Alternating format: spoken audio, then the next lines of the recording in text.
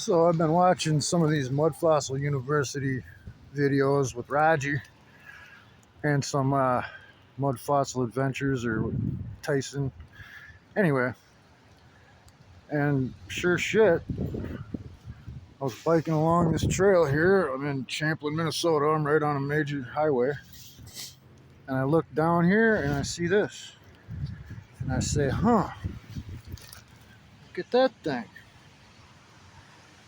Now I'm not sure if this is the head of some kind of snake or a big ass fingertip.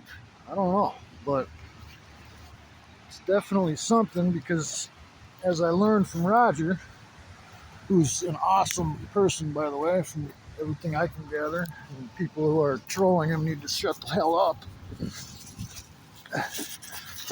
Check it out. Those look like blood vessels or a throat or whatnot to me. This is definitely something that was biological. Not as good at identifying it as obviously he is, but definitely strikes me as something petrified that was tissue. It kind of looks like a snake head or something to me, or a fish head, I don't know.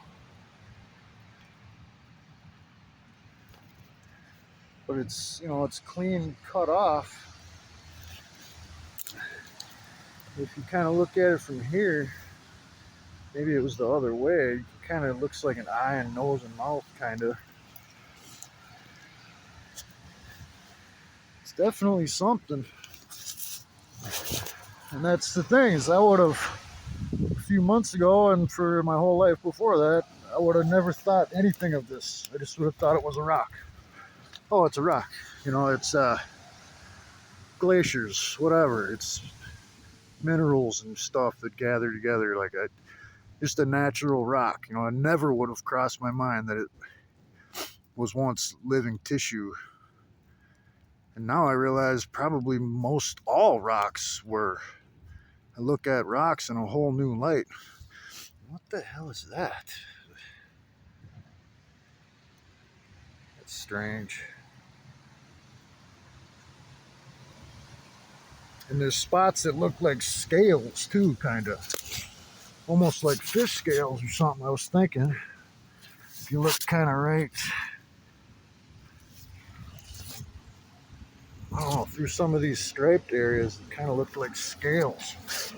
I don't know where it was, but yeah, kind of like through here. That white stripe. And it's when you start to look at them, all those little indentations, you think about how things look like when you put a dent in an apple and it gets like how that looks. I mean, you start to look at it as once being soft and it starts to really make sense. Yeah, those look like scales or something.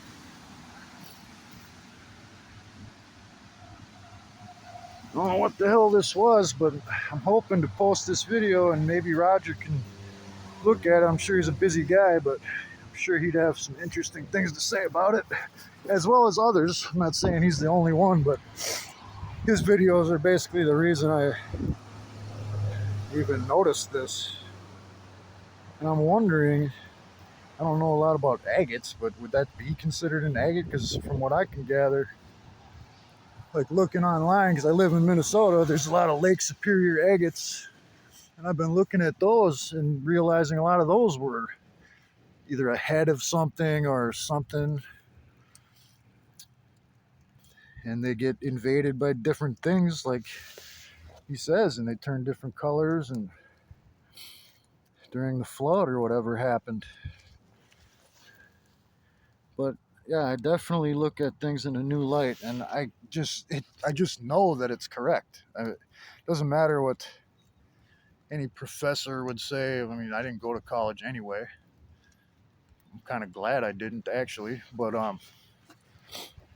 it doesn't matter what anybody says. I feel it that it's true. I just know. Like, as soon as I watch some of his videos, it just rang true totally. Like, that makes so much sense. I mean, how could he even be wrong? And, you know, of course, they're going to try to shut him down. Anyway, just thought I'd show that one. I'll probably make some more as I find stuff, because it seems like I can find it everywhere now.